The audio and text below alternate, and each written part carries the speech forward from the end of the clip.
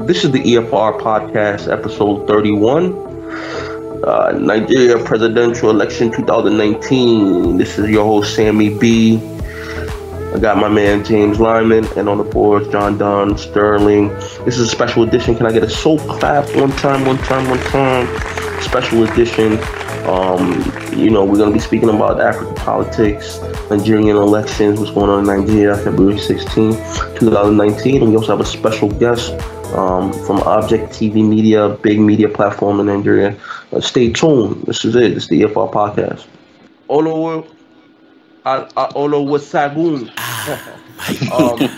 Definitely. We call you Oga Olo. We appreciate you coming on. We just wanted to get some insight on explaining what's going on in Nigeria presidential and not just presidential, it's the National Assembly elections as well. For the House and for the Senate. Yes, it's my pleasure to be here. What's going on the ground as far as the elections, man? I know the presidential elections is around the corner, February 16, 2019. I mean, how they're looking on the grounds? Well, it's in top gear. Preparations are in top gear. Everyone is getting prepared, and things are changing from minute to minute, especially because everyone is doing their own political calculations, consultations, meetings, looking for endorsements here and there, looking for assurances as to, winning for their parties. And then, educations are also going on with people trying to reorientate the electorate that it should be different this time. People shouldn't follow sentiment or money, because that's what obtains here in Nigeria. Okay. What is I was reading the news yesterday. Vice President Bajo, he's okay. Thank God for that. Tragic plane crash yesterday, and he was able to survive that. Him and his staff. What do we know about that? Well, even the vice president himself has testified, and there was thanksgiving all around across all churches in Nigeria today, especially the Redeemed Christian Church of God denomination, where he belongs. He's also a pastor, mind you. So they have been trying to make it look like some kind of spiritual attack. This is Nigeria, where there's technical faults as a result of negligence, they still blame the devil for it. Right. What is what's the economics? There's a lot of, we're an economic and financial business show, and we speak about the finances. We speak about the money aspect. The billions of naira that's probably put into the elections in Nigeria and elsewhere. But what does it look like as far as people putting in the money for these elections? There's a lot of money coming into the elections. Well, this is the kind of time where money is normally expected to flow. But the problem we have is that this time the incumbent, the party in power, is hiding under claim of fighting corruption, and as a result, they've been So as a result, they've been trying to stifle the opposition by not allowing them to bring out their funds. Anybody found transferring money from the opposition this time would be picked by the EFCC. So they are afraid to come all out. As stands right now, those supporters of the PDP are waiting for the election day when they expect PDP to bring out the huge sum of money to bribe voters. But the usual, money in dollars that flies from palace to palace, that flies from one place to the other, is not happening from the opposition. But under guise of this market petty offers given to market women and traders called trader money by the ruling party, APC is being able to bribe their own people and to attract more people into their own fold. So unlike the previous elections that we have had in this country, this year, maybe through some secret processes, money will flow, but it is not as open as it used to be. Got you. James, do you have anything? Yeah, for a modern government to function, one of the important things is for everything to be in balance, and that brings in the fourth estate, which social media is becoming a significant part. And the purpose of the social or the fourth estate is to suppress. So I was wondering what programs you have with your internet social networks and such to root out and expose. Can you work very heavily with that? Well, any attempt at this time to reel out any specific program is clamped down. Do not forget that this is a country where, even though we profess democracy, it is not exactly as it ought to be practiced. As it stands right now, any special program, the moment they know or they get wind of it, they track you down. So nothing, we just rely on spontaneity at this time. We are just being spontaneous when we want to report. Yes, because if you, for instance, if you say you want to rely on observers to give you some information, or you want to go all out by yourself to get information, they track you.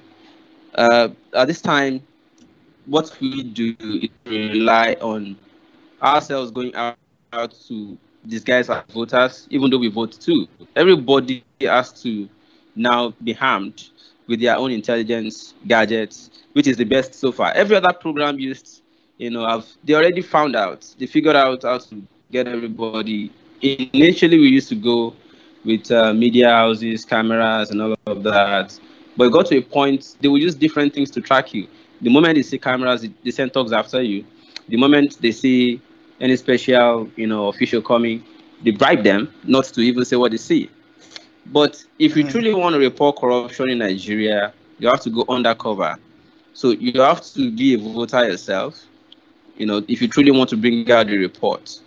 Because the moment they notice you, the moment they figure out that you are a journalist, you are trying to do this or that, they hack you. And then, you want to come back home with the report, which is the most important thing. I want to stream it immediately. So the use of hidden gadgets, hidden or spy cams aided since 2015 and other elections in Osun State, Ekiti State, and other, states and local government elections between 2015 and now. We still rely on that method also.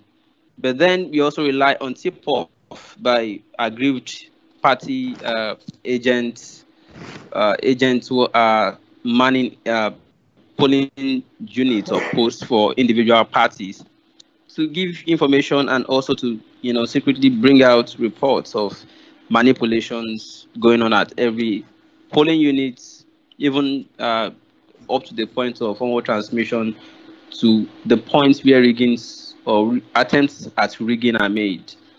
So the next for us would then be to verify. But any special or official attempts now are easily tracked because even law enforcement agencies are, collaborators in these electoral malpractices. So, but to say that you want to really track and you want to be open with the method you want to use would be to be setting yourself up for either compromise or, attack. Compromise in the sense that they may bribe you off it. Attack in the sense that they may track you down and make sure you don't get away with the reports. They may even rob you and claim that you are the person perpetrating it. All right. I have a general question as far as the use. Nigerian population is comprised of what 65 to 75% of the young population, Yes. 18 over. What do you see them coming out in full force in this election? Like they came out in 2015, or do you think it's going to be greater or surmised or surpassed? I'm sorry, than what it happened in 2015. Definitely, we expect it to be more than it was in 2015. Between 2015 and now, a lot of things have happened in terms of transformation of mind orientation of our youth, young population. In the 2015 general elections, the number of or the percentage of youths that had voters card was not as much as what we have right now. As we speak right now, the demography and the statistics, I mean, the information released by INEC with respect to the percentage of voter demography reveals that 22 million young persons are now have their voters card, meaning that contrary to what it used to be, now Nigerians, young Nigerians now have their permanent voters card. Expects 22 million Nigerian voters to troop out this time throughout the country. No election since history since 1999 that Nigeria became a democracy has had up to 25 million total votes. Now, if youth alone are 22 million voters in 2019 election, it suggests clearly that voter party that used to be in 2011 to maybe some awakening that happened in 2015 may now have culminated into maybe something plausibly, telling us about involvement and serious involvement of youth in 2019. That simply also suggests and points to the future that the youth will be owning their government very soon. So we can conveniently and confidently say that somehow the youths are waking up. 22 million is not cheap to get 22 million people to come out and say they want their voters card. We can only hope that they therefore use this power that is now in their hand, which is their PVC. If 22 million people can therefore come out, it is a statement, and a very loud one at that. But then you want to ask the next, are they voting? Well, that is where we now begin to look at the moods of people, their pulse, what they are saying on social media, what they are discussing, who are they following, who are they talking about, what are their leanings, how many of them are actual political party members, how many of them are non-partisan but who are willing to vote, and how many of them are willing to vote who will not change their mind when they get to their respective polling units, and who will not also be dissuaded to say on the day. What do you how's the elections affected social media in the sense of perceptions from the two main parties and then the other minority parties? In 2015 we saw social media play a huge part online platform. Is it the engagement even more proficient in this election? Yes, social media has been one of the major determinants of what shapes the orientation of Nigerians, and politics is not an exception. In 2015, like you rightly said in your statement, social media played a very huge role in making sure that the propaganda went, sufficiently around, and then made a lot of people to even decide to come out at all, to even come and exercise their voting right. This time, the social media is also playing similar roles, especially with the way that young Nigerians on social media who otherwise would not have ever been interested in politics at all are now taking position. They are now opinion molders by themselves on social media, criticizing one another. Why would you support party A when you know that this party did not only contribute to, but also, was the main spearhead of how Nigeria became what it is today? The other person will also argue back and say, no, I don't agree with you. How about party B? Then a new direction began to emerge altogether, which is the direction of, okay, if both of you agree that party A and party B are complicit in the deterioration that Nigeria faced in the past 16 to 20 years, why would you want to repeat your vote in that direction? How about a new direction altogether? And then people who otherwise would never have been interested in politics before are now beginning to ask questions. Okay, how about we repeat that same mistake again and see whether they have learned? And others would say, no, not possible. Then the questions began to arise as to, is there an alternative? And then the answers also started coming in. Yes, there are. Who are the alternatives? Criticism started mounting. Okay, he doesn't have this base, he doesn't have that base. And then within short time, the criticisms were getting to these new aspirants who are new generation contenders. And then they began to improve on the weaknesses young Nigerians were seeing. And then they became acceptable within the short period of time. That is to say, therefore, that this election will no longer be about the two political parties that have been at the ruling center since the past 20 years, but also that there's now a new factor, a new and emerging factor, which will still go a long way between now and election day to try and cut more and cut deep into the cycle of votes that these old generation politicians have always gone back to the market to collect.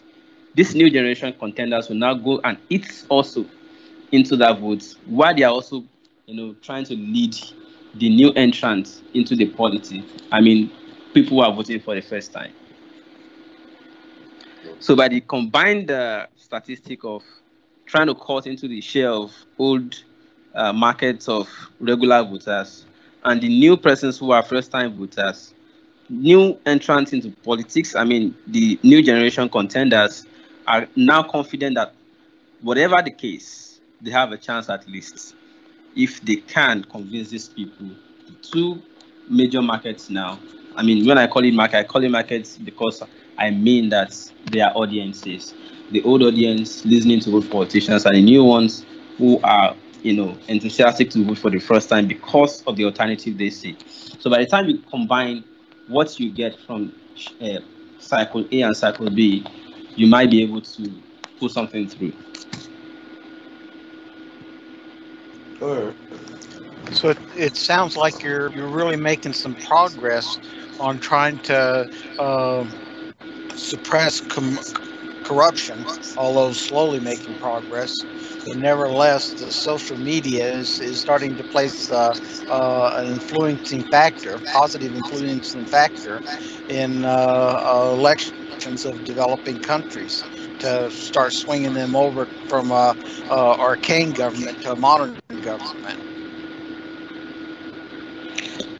Certainly, if you want to suppress corruption, there has to be internal political will, and then there also has to be support for it from the masses. Nigerians are currently realizing that corruption is probably the biggest problems they have, and that's the only thing that they need to challenge.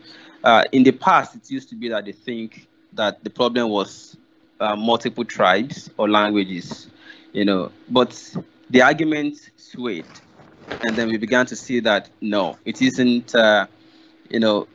While that lasted, there were proponents and faces or persons who led each of these wars. You remember the time of Civil War, Ojukwu, if you follow Nigeria history. And recently, you also remember that another person, in the person of Nnamdi Kanu, tried to lead the Igbos out of Nigeria by trying to create Biafra. That was to the recent time that the argument about the problem of Nigeria was in the direction that people believed that it was because we had too many tribes and that Nigeria was complicated as a result of that. But with this new generation candidate saying that no, the problem we actually have is corruption. Even if we divide, You will still have corrupt people leading your Biafra nation.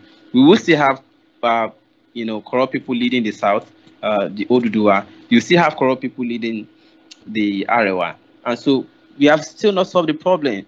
If respective resource control argument was the reason for the problem, you have your states. There are 36 states in Nigeria. Are those states faring well on their own? No. So even if we break apart, it doesn't change anything. So we have to change the argument to let us actually research into what the problem of Nigeria is. And everybody found it is corruption. That even if we are together and there is no corruption, nobody would even want to divide and go separate ways again. So, but what has been the reason that corruption has not been suppressed over time? Two things, as I outlined. One is the lack of political will, and the second is that there was apathy on the part of the masses to even clamor that corruption be suppressed. But now, the masses are asking, what is happening to this person who stole so money? What is happening to the person who collected $5 million bribe to award a contract that will never see the light of the day? What is happening to this person? And the internet is playing a leading role in that. People who otherwise would not have spoken out before are now speaking out eventually because they have the convenience of the internet. So they could sit down on their phone, think something, and say it without fear that somebody is beside them to take them to prison. So internet has been like this freedom guarantor for you to speak. Yes, the Constitution guaranteed freedom of expression, but the fear that somebody might be giving you out if you speak to them, or somebody might be fighting you physically if you speak to them about how corrupt their father was, is no longer there because the internet is now there. So you could be in your room, quickly express yourself on the social media, and you are reaching out to many people at the same time without having to fear that somebody is knocking on your door to pick you up, because that would be a bit difficult, tedious for anybody to track you. So while the Constitution guarantees the natural freedom of expression, the internet has guaranteed the convenient freedom to express your mind. And that is why the clamor and the advocacy against corruption is finding its way into the atmosphere of the entire Nigerian space. So the internet is one of the leverage that we have to be able to have freedom of expression, and the proper expression of freedom of expression is what has given tonic to the advocacy against corruption. Even though there is still not strong internal political will from the government of the day to truly fight corruption, but the freedom of expression is exposing this also, and it's also affecting voters' decision in 2019. All right. Olwaegun. Definitely. We call you Oga Olo. We appreciate you coming on.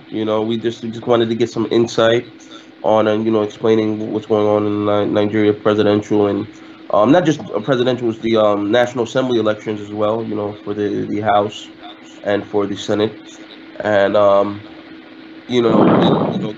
giving us insight of what's going on as far as a population now. We're 200 million, right? Over 200 million. In the yes, by estimation, because there's actually no reliable statistic to right correct census figure. Yeah. Before it was like last time I checked it was 190, then the next day 195. Yes. So now I look at the World Bank. They actually have two on Wikipedia. It say 200 million. Another site they say 196. So let's just say over 200 mil. But thank you for your insight. As the elections go and proceed in Nigeria, and February 16th, 2019, the world is watching. What is your prediction? I mean, does the opposition have a chance, or does the ruling party? Does it look like they may have a hold, or does a minority party come in and just side sweep both of them and take the rule of the presidency? What is your insight on the ground? Your boots on the ground.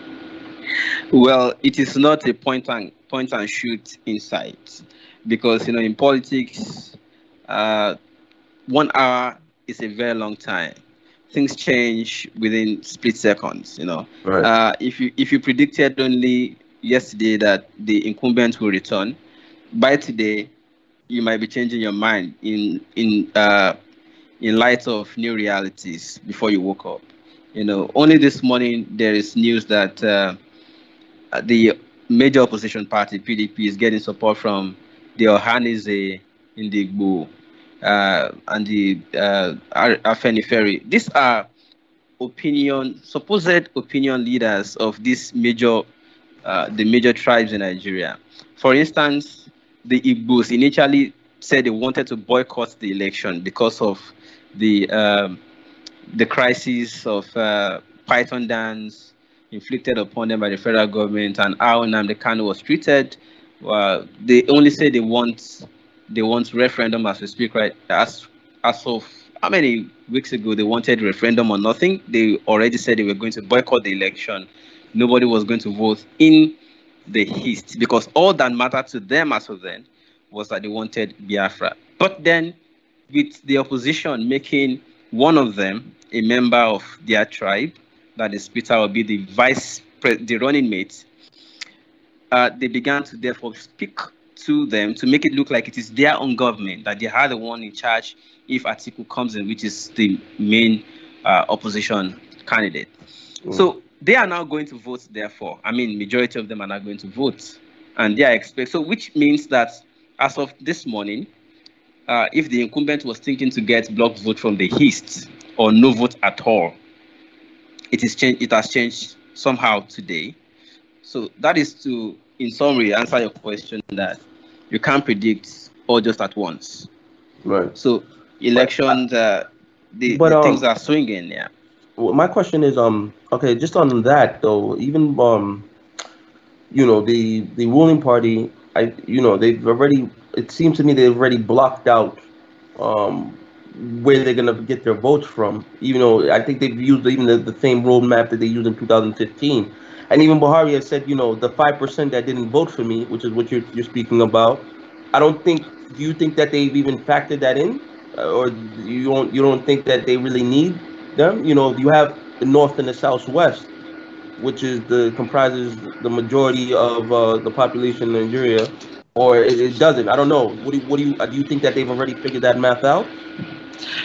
The map is not the same as 2015. Reason being that in 2015, all of these geopolitical zones, majority of them, united against the incumbents then and decided to vote for the new government that we have right now, which is also on its way out, if all predictions are correct.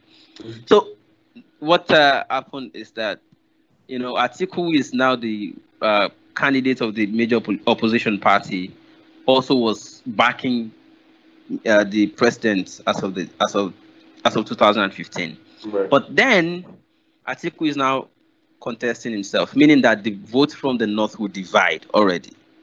So the block votes we used to have in the North will not be blocked this time. It's going to be split. And then in the Southwest, do not also forget that one of the national leaders of the ruling party, Asiwaju Bola Ahmed Tinubu in Lagos, together with former President Olusegun Obasanjo, they're on the same train, but this time they are going their separate ways. Tinubu is throwing his weight behind the president. Obasanjo is throwing his own weight behind Atiku with the opposition candidates. So that is also going to split the Southwest somehow.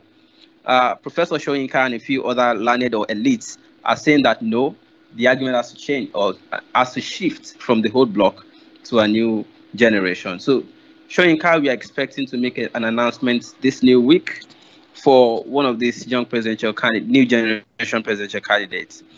And that is also going to swing some people in another direction. So it is not going to be the same roadmap. They have already disrupted that roadmap, and then everybody is drawing a new map already. Gotcha. All the parties are drawing the new roadmap already. Well, I'd like to thank you for coming on. This is the publisher and the founder, the president of ObjecTvMedia. He's on boots on the ground. Mr. Oluwasugun, Oluwasegun. Oluwasegun, Oluwe. Yeah. Oluwe. Oh, just a Shegun. Segun Oluwe, publisher of ObjecTvMedia. We appreciate you. Thank you for giving an insight, and we'll definitely check in with you during the course of the year to see what's going on after the election. The new movement, the youth movement that I think is now a force to be reckoned with in Nigeria. Can I get a one time full clap? Thank you so much for having me. Thank you, sir.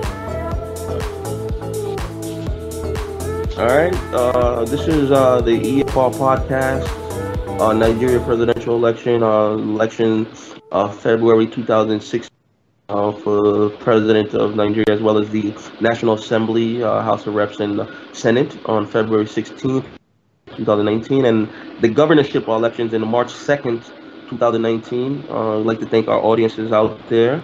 You have myself, businessman Ambassador Sammy B, along with co-host James Lyman, and on the boards, Jon Don Sterling, and we are EFR Podcast, Economic Finance Report Podcast.